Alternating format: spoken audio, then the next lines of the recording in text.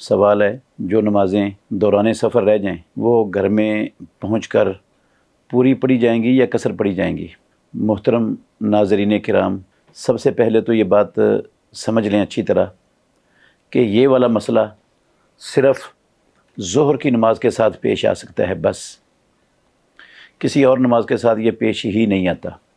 ظہر کی نماز کو عصر کے ساتھ جمع کیا جا سکتا ہے اور عصر کو سفر میں ظہر کے ساتھ جمع کیا جا سکتا ہے۔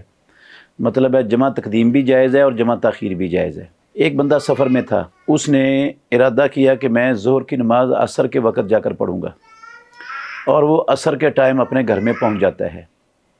جب گھر میں پہنچا ہے تو ظہر کا وقت ختم ہو چکا تھا اور عصر کا وقت شروع ہو چکا تھا، تو وہ گھر میں آ کر یہ نماز قصر ہی پڑھے گا،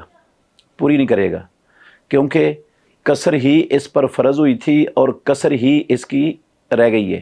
تو جو رہی ہے وہی اس نے ادا کرنی ہے۔ میں نے کہا کہ یہ مسئلہ صرف ظہر کی نماز کے ساتھ ہو سکتا ہے اور کسی نماز کے ساتھ نہیں۔ ظہر کو عصر کے ساتھ جمع کیا جا سکتا ہے، عصر مغرب کے ساتھ جمع ہو ہی نہیں سکتی، اور ظہر عصر اگر جمع کرنی ہے دونوں نمازیں، بندہ سفر میں ہے، دونوں نمازوں کو مغرب کے بعد تک مؤخر نہیں کیا جا سکتا۔ ہر صورت مغرب سے پہلے پہلے یہ دونوں نمازیں پڑھنی ہی پڑھنی ہیں، ان کو قضا نہیں ہونے دینا۔ جمع کرنے کے لیے زوال سے لے کر سورج کے غروب ہونے تک ان دونوں نمازوں کا ٹائم ہے، تو دونوں نمازیں اگر قضا ہونے کا اندیشہ ہو تو سواری پر ہی پڑھ لینی ہے۔ وضو ہے تو ٹھیک ہے،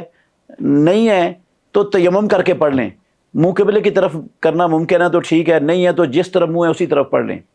قیام ہو سکتا ہے ٹھیک ہے، نہیں قیام ہو سکتا سیٹ پر بیٹھے بیٹھے پڑھ لیں۔ ان دونوں نمازوں کو مغرب کے بعد تک قضا کرنے کی اجازت ہے ہی نہیں، سفر میں بھی اجازت نہیں ہے۔ اسی طرح مغرب اور عشاء کی نماز ہے،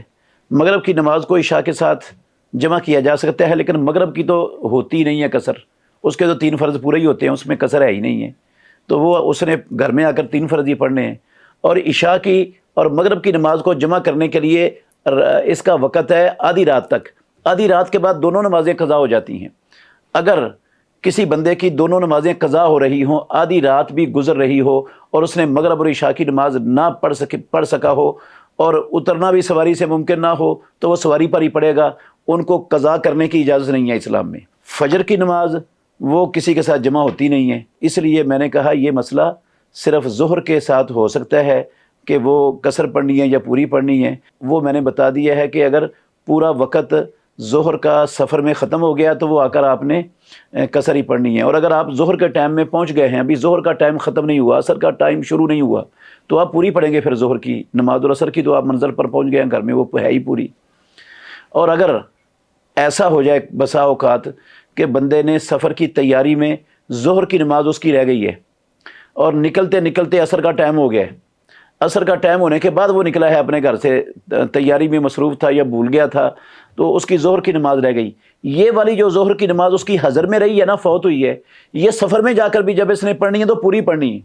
کیونکہ اس پر پوری نماز فرض ہوئی تھی اور پوری نماز یہ اس سے قضا ہوئی ہے، اور جو قضا ہوئی ہے وہی اس نے ادا کرنی ہے، تو یہ سفر میں جا کے بھی یہ والی نماز جو ہے نا وہ قصر نہیں پڑھ سکتا، تو یہ اس کو پوری پڑھنی پڑے گی وہ۔